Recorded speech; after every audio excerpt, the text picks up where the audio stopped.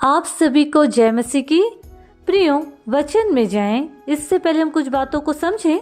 आज विश्वासी लोग जो क्रोध करते हैं, क्या सोच के करते हैं, और क्रोध में निकलने वाले एक एक शब्द सामने वाले के हृदय को छेद के रख देते हैं। उनको ये समझ में ही नहीं आता है कि हम क्रोध में किसको क्या बोल रहे हैं। और जब उनसे कहा जाए कि ये शब्द को जरा संभाल के बोलो, अपने जबान को थोड़ा कंट्रोल करो, तब वो खींच जाते हैं और क्या बोलते हैं, तब उन लोगों को बुरा लगता है और क्या बोलते हैं कि हम पश्चाताप कर लेंगे, माफी मांग लेंगे। मतलब गुनाह करते जाओ, माफी मांगते जाओ। प्रियो, हमको ये समझना है कि जब हम क्रोध करते हैं और क्रोध में हरकत हमारी गलत रहती है, तो उसमें हमको ये समझना है कि हम लोगों के सामने परमेश्वर को ठट्ठों में उड़ा रहे हैं। कैसे? आइए हम वचनों के माध्यम से जाने।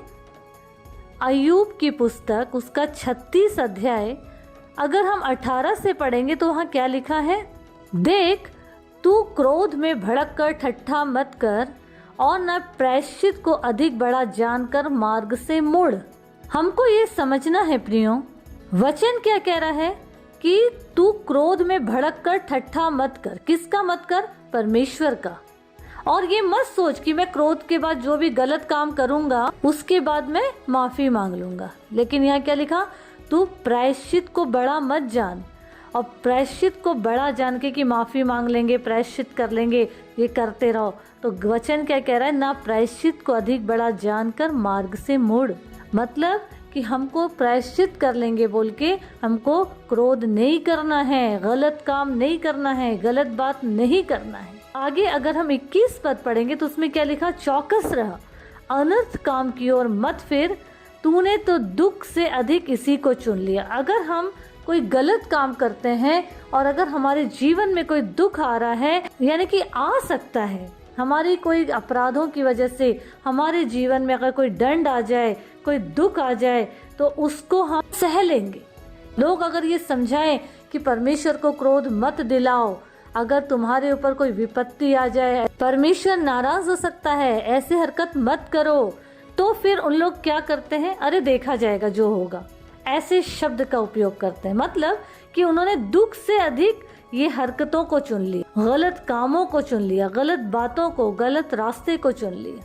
लेकिन प्रियो, अगर हम 22 पद पढ़ेंगे तो उसमें लिखा है, देख, परमेश्वर अपने सामर्थ्य से बड़े बड़े काम करता है, उसके समान शिक्षक कौन है?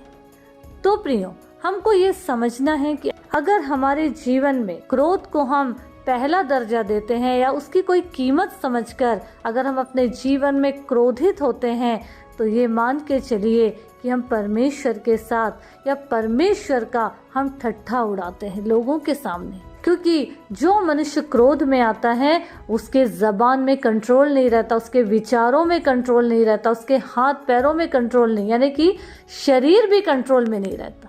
इसीलिए प्रियो, परमेश्वर से बढ़कर हमारा कोई शिक्षक नहीं है। पवित्र आत्मा के माध्यम से अपने जीवन को चलाइए और परमेश्वर की महिमा का कारण बनिए।